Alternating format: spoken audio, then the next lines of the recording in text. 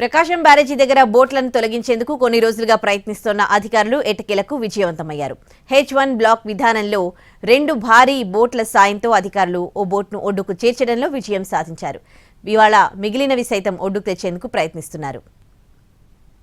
ప్రకాశం బ్యారేజీ గేట్ల వద్ద చిక్కుకున్న భారీ బోట్లను తొలగించేందుకు చేపట్టిన ప్రక్రియను విజయవంతంగా నిర్వహిస్తున్నారు అధికారులు. మంగళవారం రాత్రి ఒక బోటును విజయవంతంగా తొలగించారు. 40 టన్నులున్న భారీ బోటును బెకం ఇన్ఫ్రా సంస్థ ఇంజనీర్లు ఒడ్డుకు చేర్చారు. సరికొత్త ప్రణాళికతో ఇంజనీర్లు ఈ తొలగింపు ప్రక్రియను చేపట్టారు. ఇంకా బ్యారేజీ వద్ద 2 భారీ, ఒక మోస్తరు బోట్లు అడ్డుపడి చిక్కుకుని ఉన్నాయని చెబుతున్నారు అధికారులు.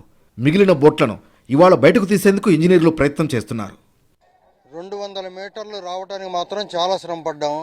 ఎందుకంటే బ్యారేజ్ దగ్గర ఉన్న అననుకూల పరిస్థితులు, ఇప్పుడు ఉన్న ఈ బోట్లు అక్కడ ఆగిపోవటం వలన అక్కడ ఇసుక దిబ్బలు వేసినాయి.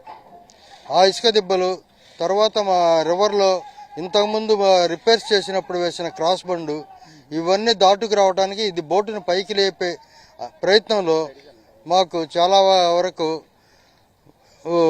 ఆ ప్రయత్నాలన్నీ చేసి పైకి లేపిన తర్వాత అది దాటి వచ్చిన తర్వాత ఇక ఫ్రీగా మూవ్ అయ్యి వచ్చింది.